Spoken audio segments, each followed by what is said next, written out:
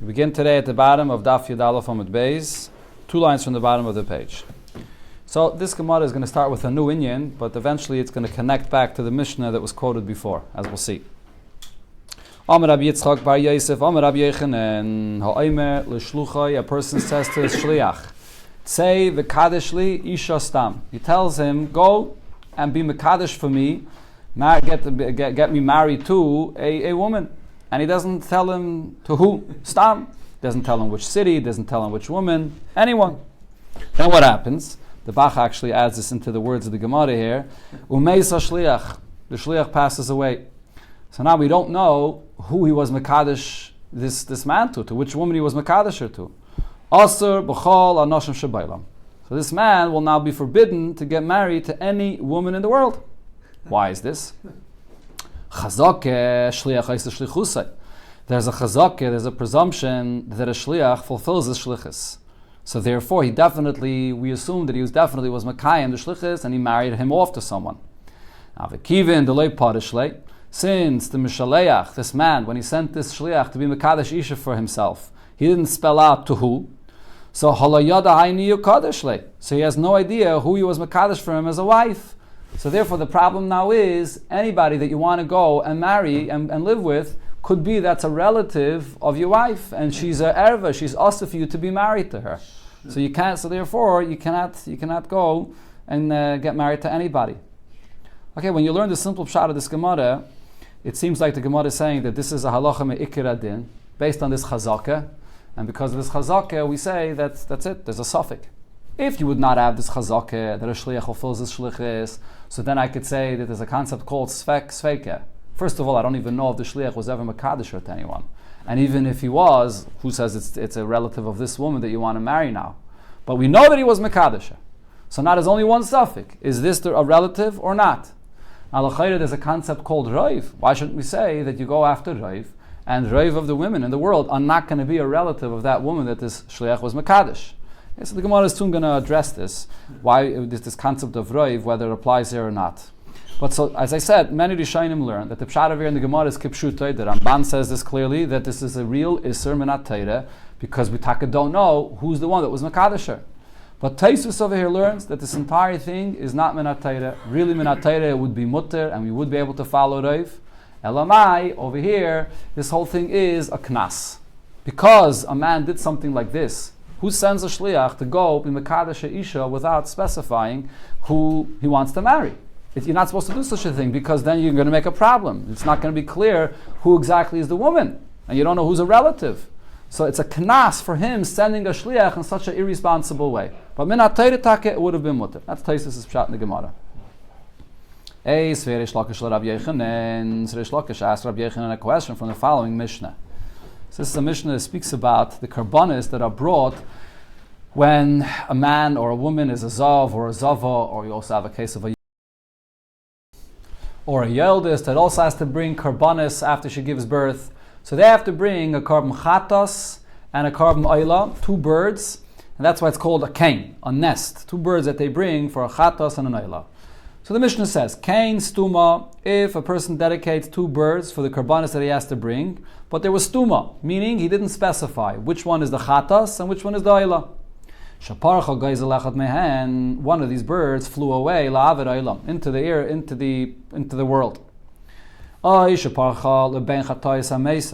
that bird flew amongst chatois hameisais. That's a halacha of a chatas, halacha l'moshe misinai, that if the owner of that chatas died, or he already got a kapara some other way, hit the carbon, those birds that were designated as a chatas cannot be used, they have to be left to die. So this bird flew amongst them, so therefore now it's mixed with them and has to be left to die. Or one of these 2 birds that were designated died. So now yikach zug l'sheni. So it's very simple to rectify. You just bring a second bird to combine to the first bird, because since the first bird was never specified what it is, whether it's a chatas or an oila, so just combine a second bird. So now you have these 2, and you'll bring one for a chatas and one for an.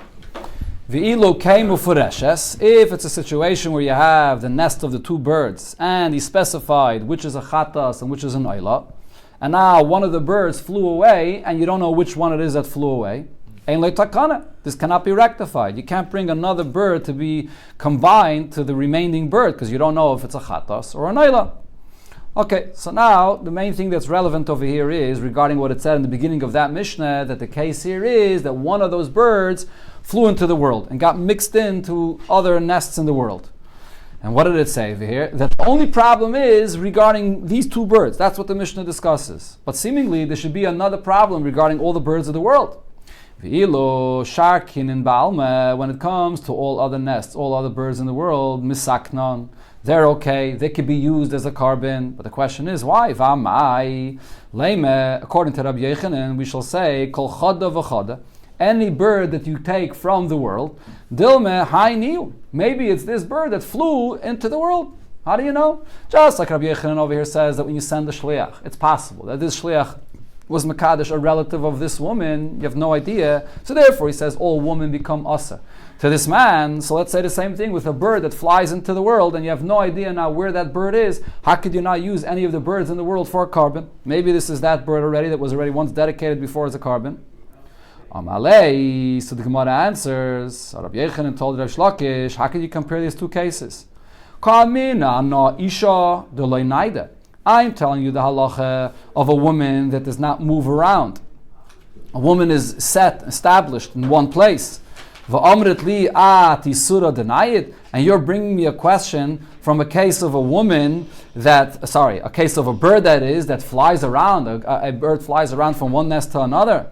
What's the point that the Gemara is answering here? This is based on the famous rule that there's a difference between roiv and kavua. When do you say the idea of that you follow after the majority when the majority is not in a stationary place? For example, the famous example, you find a piece of meat in the street and there's 9 stores selling kosher meat and 1 store selling not kosher meat.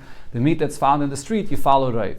But if you go into the store itself and now you don't remember where you were, so then that's called kavua because it's in a place which is established. So there, that kavua is kemechza al mechza. It has a chshivus, it's significant, and that's not, you don't follow roiv. So over here, what Rabbi Yechanan is saying to the Shlokish, how can you compare a bird to a isha? A isha lives in her home, and the shliach that was sent was mekadesher in a stationary place. So therefore, we can't follow roiv. But when it comes to the bird flies around. A bird flies from one nest to another nest. It's never in a stationary place. And therefore, over there, you can follow roiv. Okay, so the Gemara asks in this that l'chayda by isha, you could also say the same thing. If you'll argue, hachanami nayed, over here, by a woman, maybe she's also moving around, meaning she's not in her stationary place in her home. Eimer, I would say, b'shuka ashkach, that he found this woman in the street, the shliach that he sent, encountered her in the street, and the kaddish. And he was Makadisher in the street. So how do you know that a woman is kavua? And therefore you're saying that now all women in the world become aser? So the Gemara answers, no, even if he was Makadisher in the street, a woman is still considered to be a kavua, that she's established in her place. Why is that? Hasam hadrele nichese. When it comes to a woman, even when she goes out into the street, but nevertheless, she returns back home. That's her place where she is permanently, and therefore the fact that she's out in the street is a temporary status. So she's really going back to her home. It's interesting, the Rishonim over here bring that by a woman it's even more than a man, because a woman, it says, Kol kvuda bas melech pnima, that her place is to be in the home. A man, when he's out in the street, lav dafka you say this svara, because a man travels around from place to place, of business, or whatever else it is. But a woman is the mainstay of the home, so therefore even when she's out in the street, her main place is in the home, and therefore you cannot follow roiv when you have a suffix which woman you were Makadish. But Gabe Kain, when it comes to this case of the nests of the birds, mi hadra, could you say regarding the bird that its place, it has a station, it's a mainstay inside a nest? The bird flies around from one place to another, even if it does come back to the nest, but nevertheless it flies around from one place to another. And therefore the concept of kavua, to apply that it should be like half and half, does not apply here.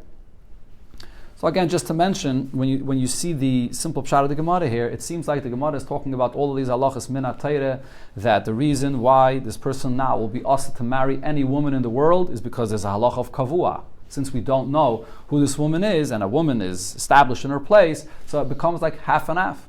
But Taisus over here says that the emes is that we don't say kavua min ha-Torah in such a kind of situation. Because kavua is only like the example I mentioned before regarding stores. When you know for a fact, there's these establishments, these stores that are selling kosher meat and the store that's selling a non-kosher meat, they're identified. We know exactly what they are. Over here, we're talking about a situation of kavua, which is like unknown to us. It's kavua that's mixed into the raiv. Every single one, we don't know where the kavua is b'chlal. So over here, it's a different thing. Over here, you don't apply the concept of kavua, minat Torah, according to Taisvis. So like I said, Taisvis learns this entire Gemara is all just a knas, because this man went and did such an irresponsible thing to send a shliach to be mekadesh isha without telling her to whom. So the Gemara weiter, Amar Rave, so now Rave adds to what Rabbi Yechanan said. Rabbi Yechanan will agree, Isha she'ein la. What happens in a situation of a woman that has no relatives? She'ein la loy bas, she has no daughter, v'loy bas bas, not a daughter of a daughter, v'loy bas ben, not a daughter of a son, v'loy aim, not a mother, v'loy aim, and not a mother of a mother. All of those, whether she had, whether she didn't, they're not alive anymore. So she doesn't have any living relatives. V'loy achai, so she has no sister either. So now, if you want to go and marry any woman, so there's no issue because there's no relative over here. Now the Gemara adds. You don't know who you're talking about. Again? You don't know who you're talking about. No. If there's any particular woman that you want to marry, right, and that woman has no relative, right? So therefore, in such a case, there's no concern. Gemara adds. Even now, this woman that has no relatives, but she does have one sister. Now, but that sister, though, was married. When this shliach was appointed to go and be mekadesh isha for this man, then she was married. But v'nizgar shalachem mikan. After this shliach was appointed, she got divorced. So in such a case, I say, dahi sharia. This woman will be allowed to get married to this man. Now, the Gemara will explain the last detail that it said here. That this woman does have a relative. She does have a sister. So even though when the shliach was appointed by this man to go be mekadesh isha for him, this woman, the sister, was married, and it can't be, at that point, it's impossible for this shliach to be mekadesh, this man, to this woman, which is already married. But the thing is, she got divorced though. And it is possible after she got divorced that this shliach went and was mekadesh, this man, to this woman. But nevertheless, the point the Gemara is saying is, because at the time, when the Mishaleach, the Mishaleach, appointed this shliach to be mekadesh isha, then she was married. So I say that we're not concerned that maybe he married off this man to this woman. And the Gemara explains now why. So the Gemara explains, my timer, what's the reason for this? To bahi shaita, to call malay. In that time, when the Mishaleach appointed the shliach, go marry me off to a woman, so haven a sivon legavri. She was, at that point, this sister, at that point, was already married. So, kimashvi shliach, when a person appoints a shliach, b'milsa de kaime kamei, he only appoints a shliach for something that's available in front of him, for something that right now is available and possible for this shliach to go and do and marry him off to this wife.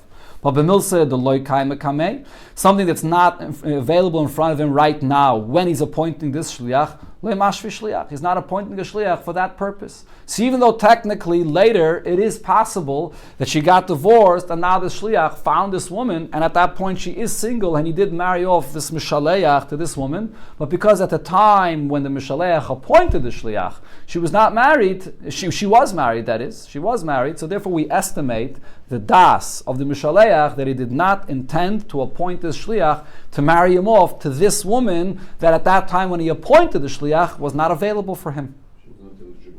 She wasn't eligible at the point when he appointed the shliach. That's the main thing that the Gemara is being machadish here.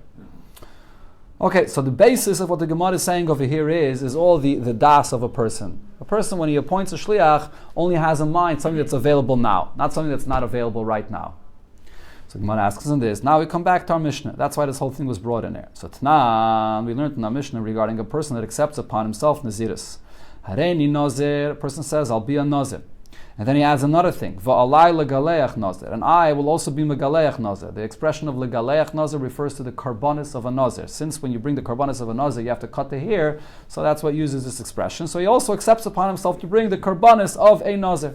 Now, V'shama chaveirei, his friend heard him saying this. V'amar, and he adds and says, Va'ani, I as well, and then he also says, Va'alai legaleach Nazir, I will be a Nazir, and also I will bring a carbon of a Nazir. So now the Mishnah said, if these two individuals are smart, megalchen zeh ezeh, So each one, it will be a Nazir, but each one now could also bring the carbon of the Naziris of the other. So like this, they won't have to bring their own and another carbon Nazir for somebody else. Each one could bring for each other. And I mentioned already regarding this halacha that the halacha by Naziris is the Nazir at the conclusion of his Naziris does not have to bring his own carbon Nazir. Someone else could bring it for him. So each one could bring for each other the carbon Nazir. But v'imlav, if they're not going to bring for each other, magalchen Nazirim achedim. So then, since he accepted upon himself to bring a carbon of a Nazir, he'll have to bring a carbon Nazir for somebody else. So now the question over here is, when each one accepts upon himself to bring a carbon of a Nazir, what was he intending? What was his das? What was he having in mind?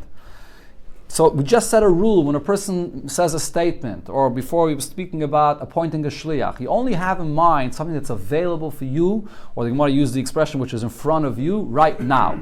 So therefore the Gemara asks over here regarding these two individuals, it's understood regarding the second individual that says, I'll bring a carbon of a Nazir, and we said that he could bring the carbon of the first person that accepted upon himself the same. The reason is the first person that accepted upon himself to bring the carbon of a Nazir, he's right here in front of him. So therefore that's who you intended. When you said that you're going to bring a carbon of a Nazir, you mean your friend that you just heard, that you're speaking in front of him, that's whose carbon you're going to bring. But the first person, mi ikke basra kamei, is the second person here in front of him. The first person, when he says, I'm going to bring the carbon of a Nazir, he has no other Nazir that's right in front of him. The second person did not yet accept upon himself to be a Nazir. When the second person says, I'll bring a carbon of a Nazir, so the first person is a Nazir standing right in front of him. That's what he intends. It's available right here. So that he has to bring that carbon. But the first person has no other Nazir that's right in front of him available to bring. So how could they switch their karbonis with one another? So again, the basis, the point of here, the Gemara understands this is that whether it's appointing a shliach, whether it's saying a statement which is a neder, the intention of a person is that it should take effect only regarding something which is here and available in front of him now. And in our Mishnah we see that no, it's not that way. That the words that the first person said that I'm going to bring the karbanas of a Nazir will be effective even for this friend that's here that didn't even accept upon himself Naziris yet. He intended to bring his carbon even though he wasn't even a Nazir yet at all. So therefore the Gemara switches a little bit the explanation of the halacha that Rava said. Ela hachi ka'amar. This is what Rava meant to say when Rava made a distinction regarding this sister. Again, we're talking about a situation where you sent the shliach to be mekadesh an isha, and this isha here has no relatives besides one sister that at the time when you appointed the shliach was married to someone. And then he says it's not a problem. That's not included in the shlichus. Why not? So he says, so the Gemara now explains a little bit different. Hachi ka'amar, this is what Rava meant to say. Oh, sorry, one second. The answer comes in a moment. This is the conclusion of the question, actually. Okay, so Ela hachi ka'amar. Rather, how do we understand our Mishnah? I mashkachna dahave nazir. What the person is saying is, if it'll turn out that this person or someone else will become a nazir, agalche, I will take care of his karbanis. Even though that person is not here, he's not available, he's not yet a Nazir, but he does include in his intention even something which is not available right now. So hachanami, if so, I should say over here as well, when a person sends a shliach to be mekadesh ha'isha, hachikam alei, this is what he's telling this shliach, imashkachas the migrishe. This woman, even though when I'm appointing you, she's not eligible now because she's married to someone else, but if she'll get divorced, kadesh lei, you should marry her off to me. That's also included in his shlichus. Okay, so as I said, the Gemara switches this a little bit and explains as follows. So Amri, the yeshiva student, said that what Rava meant to say is as follows: that this is a specific halacha only regarding shlichus. Can't apply this by Nazirus, because leimashvi inish shliach, a person cannot appoint a shliach elo b'milse the matzi avid hashta, only regarding something that he himself is able to do presently when he's appointing a shliach. B'milse, the loy matzi avid, if it's something that he himself cannot presently do, lo avid lei, so hashta now, loy mashvi. He cannot appoint a shliach for this. So in other words, what the Gemara is saying is, regarding Naziris, Over there I say that a person accepts upon himself Naziris, or accepts upon himself the Karbanis of Naziris. That could be even for something that's not available, something that's not right here in front of you right now. Shlichus, though, is a different thing. What's the whole idea of a shliach? The whole idea of a shliach is that if someone else is taking my place, someone is going to do something for me. You get the kayach of the mishaleach that he can do something for you. That's only for something that you yourself could do. Then you can give over that kayach to the shliach. Some actually say that it has nothing to do with the idea of das. It's not based on what your kavanah was, that you're having in mind something that is available now, not available. The idea by shlichus is that only what the mishaleach himself could do, could the shliach do. But actually the chiddush of the Gemara over here is that klal, that a shliach could only do what the mishaleach could do, you go according to the time when you appointed the shliach. Even if later it turns out that now this is something that Mishaleach could do, it's not enough. It has to be something that Mishaleach himself could do at the time when he appoints the Shliach. So over here, since this sister was already married and she was not eligible at the time when she was being appointed, so the Shliach cannot do that for the Mishaleach. So now on this Gemara has another question. V'loi, could a Shliach not do something for the Mishaleach even if at the time when he was appointed the Mishaleach himself could not do this? Toshama, but here I'll bring you a question on this from the following Braisa. And this is a Gemara that we learned already in the Dorim. The Braisa there says, a person says to a person that's the caretaker, a manager in his home. And this is a person that's leaving town and he's concerned about his wife. His wife may make different Nidarim. And so he says to the manager in the home that I'm appointing you. You're my shliach. Kol nedarim shetade ishti mikan ad she'avim mimakom ploini. Any nedarim that my wife accepts upon herself from now until when I come back from that place, hafala. So you should nullify the nedarim for her. And v'hafala. And this caretaker nullified the nedarim for his wife. Yachal yu mufadin. I would think that the nullification takes effect. Talmud Loima, so we learn from the pasuk. It says, "Isha yikimenu v'isha yifirenu." Only her husband could validate the nedarim or could nullify the nedarim. You can't appoint a shliach to do this. And so the extra words, Isha says only the husband could validate or nullify the nedarim. You can't appoint a shliach for such a thing. That's the way Rabbi Yeshia learns out from this pasuk. Rabbi Yonasan says, no, we don't learn this out from this pasuk. Matzinu b'chol makam, we find in all of Torah sheshlucha sheladim kamaisai, that a person's shliach has the same power as the mishaleach himself, and that applies here as well. That the shliach is able to nullify the nedarim of this man's wife. So now the Gemara asks on this, what's going on over here? When this man is appointing this shliach to be made for the nedarim, at that time he can't nullify any nedarim, because the woman didn't even make a neder yet. Let's see, the Gemara explains this. Now, the only reason why Rabbi Yeshia says that the man can't appoint this shliach to nullify his wife's nedarim is because you have a special pasuk. The pasuk says, Isha yikimenu v'isha yifirenu. So that excludes no shlichus here. But if that was not the case, if you did not have this pasuk, apetrupis mefer, that the apetrupis, this caretaker, would have the power to nullify the nedarim for the husband. But how could that be though? The husband at that point cannot nullify any nedarim himself. His wife didn't make a neder yet. V'ilu gabididei, regarding the husband himself, Tanya, we learned in the Braisa, person that says to his wife in advance, before she made any neder, any neder that you'll make from now until I come back from this place, you kayamin, I validate it in advance. Layoma klum. He said nothing. You cannot validate nedarim in advance. Only after the neder is in existence, then you could validate. No validating in advance. Not everybody agrees. But what if he tells her, Harei hein mufarin? He says, any neder that you make from now until I come back from that place in advance, he wants to nullify those nedarim. So Rabbi Eliezer mufar. Rabbi Eliezer says that those nedarim will be nullified. You could not nullify in advance. The Chachamim say, Ein a mufer. You cannot nullify in advance. So now the Gemara explains, we're following over here the opinion of the Chachamim. Kasal kedaitach, at this point, we're thinking that Ki Amar Rabbi Yeshia alibe de Rabbanon. Rabbi Yeshia before that says that the caretaker, the only reason why this caretaker cannot be made for the nedarim for this man's wife is because we have a special pasuk that excludes them. But without that special pasuk, a caretaker could be a shliach to nullify the nedarim of a person's wife, and even though he's being appointed in advance. before she made those nedarim. So we're following the opinion of the Rabbanan. The Amri, what did the Rabbanan say? Loi matzi mefer. That in advance, the husband himself cannot nullify the nedarim. And what do I see here? If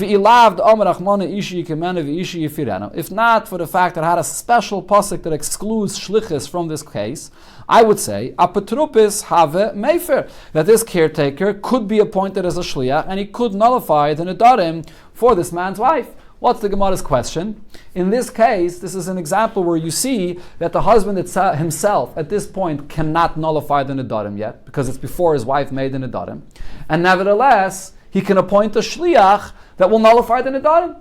And what did the Rava say before? That when it comes to shlichus, you cannot appoint a shliach to do something that at the time that you're appointing the shliach, the mishaleach himself can't do.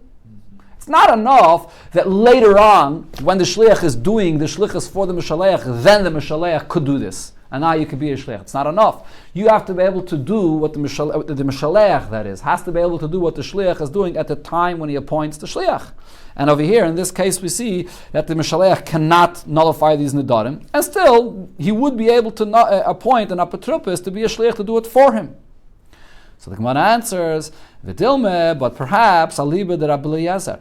Rabbi Yeshua, which darshan this whole thing, he needed a special pasuk to exclude shlichus. Maybe he was following the opinion of Rabbi Eliezer, the Amma Motzi Mefer, which says that even the husband could nullify the nedarim for his wife, even in advance. So therefore, when the husband appoints the shliach, he could nullify his nedarim, and he's appointing a shliach to do it instead of him. So it is something that he can do right now.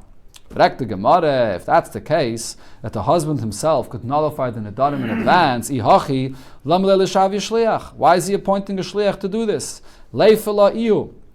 Let him nullify the nedarim himself. Let him tell his wife, I'm leaving out of town. I'm going to nullify all the nedarim in advance. Why is he appointing a shliach for this? That's why the Gemara before thought that we're going according to the Chachamim, that a husband himself can't nullify the nedarim in advance. He's appointing a shliach to do it later if she makes a neder. But now that you're saying we're going according to Rabbi Eliezer, the husband himself could nullify these nedarim in advance. Answers the Gemara, Iu Kasavar, the husband himself is paranoid. He thinks to himself, Dilma mishtalina, I may forget, I'll get angry, I'll get preoccupied, and therefore he does not want to rely on himself being made for these nedarim. So the pshat that the Rosh over here says is that it's much easier for the husband to just appoint a shliach to take care of this, because in order for him to properly nullify the nedarim of his wife, he has to do it in the presence of his wife. He has to tell her, she should hear, she should understand. But he doesn't want to go through, he doesn't have the time for it right now. He's busy, and then he's afraid that before he's going to leave, he's going to forget. So therefore he just appoints a shliach. Just take care of everything going on over here, including the fact that if my wife makes another, take care of it for me. That's it. That's the case over here. Okay, so the conclusion of the Gemara is, like Rava said, it's a very interesting concept regarding shlichus. A mishaleach cannot appoint a shliach unless at the time of the appointment he himself could do this action. Then he could appoint a shliach. Even if he can do it, if it's something that the mishaleach could do later, that's not enough. The mishaleach has to have the power to do it when he's appointing and empowering the shliach.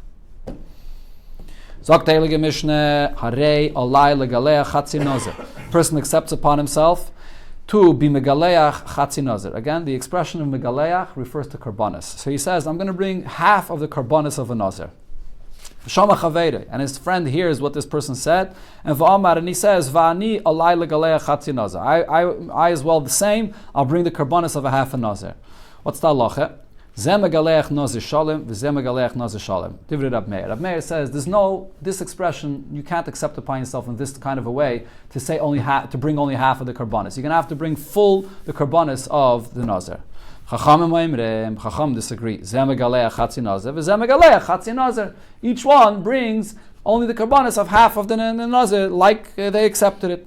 Right, so the point of their machlekes really is when a person uses this term of half the karbanis of the nazir, are you obligated full or half? And the obvious question of the Mishnah is, why does the Mishnah have to bring a case where one person said it, then his friend heard, then the second person said it? It could have just said, one person said half, and the question is, does he have to bring all the karbanis or not? So the Rosh here says, when you have one person saying half and another person saying half, there would have been a svara to say, even if usually, when you accept half of the karbanis, you have to bring all, but when one person says one half and the other person says the other half, maybe in such a case I say that the second person is just filling in what the second person did not accept. He accepted one half and the second person will accept the other half. And together it's all the karbanis of Naziris. Even in such a case, the Tanakama says, Rab Meir says, that each one has to bring the full karbanis of a Nazir. The Gemara now here will explain what's the basis of their machlekes. Omar Rava, so Rava says about this, Hakoil Moedim, everybody will agree. Kol heicha de Oma Chatzi Karbanis Nazir. Alai. Okay, so you look at the words there, exactly what he said, because it's very specific. If you use this term, half of the karbanis of a Nazir, I accept upon me. Then everybody agrees, Chatzi Karban Maisi. He only brings half of the karbanis of a Nazir, because he said the word karbanis together with Chatzi. Chatzi Karbanis. On the other hand, if a person says karbanis, Chatzi Nazir alai. I accept upon myself the karbanis of a half a Nazir. Now the word Chatzi goes on the word Nazir, a half a Nazir. So then everybody will agree, Kuli Karban boy Asuye. He has to bring the karbanis of a full Nazir, the full karbanis of a Nazir. What's the reason? My time, There's no such a thing as a half a Nazir. How could you say Chatzi Nazir? If you say a half a Nazir, that automatically means a full Nazir. So you have to bring the full karbanis of a Nazir. Now, what's the argument here between Rab Meir and the Chacham in our Mishnah? Belishna de Masnisim. Pligi. They're arguing exactly in the terminology that our Mishnah said. What did the person say? Harei alai. So he's using the term alai, and then he says legaleach chatzi nazir. On one hand he said alai, but then on the other hand he said chatzi nazir. Rab Meir says kivin dama harei alai. When he uses this expression of harei alai ichayev akule karban naziris, he said harei alai legaleach. Harei alai legaleach. Look at the beginning of the statement. Remember, we had before, according to some Rishonim, this is the pshat in the Gemara here, Rab Meir before said, if a person uses in a statement contradictory terms, so you go according to the beginning of what he said. There's twice lashon rishon or twice lashon achin, you go according to the beginning of what he said. He started saying, Harei alai legaleach. That's a terminology which means the full karbanis. When he added chatzi nazir afterwards, that's nothing. So he has to bring the full karbanis of the naziris. He can't change what he already accepted upon himself in the beginning. Rabbanan Savri, however, the Rabbanan say, no, you do look at what he said at the end. What did he say at the end? At the end he said that it's chatzi nazir. So therefore, neder upesach imayhu. What this person meant to say is, harei alai legaleach. Then when he says chatzi nazir, he's coming to clarify what he said in the beginning, that I accepted upon myself legaleach, it's not the full naziris, only half. And therefore he's only going to have to bring half of the karbanis. So that's the argument specifically in this terminology that the Mishnah uses here.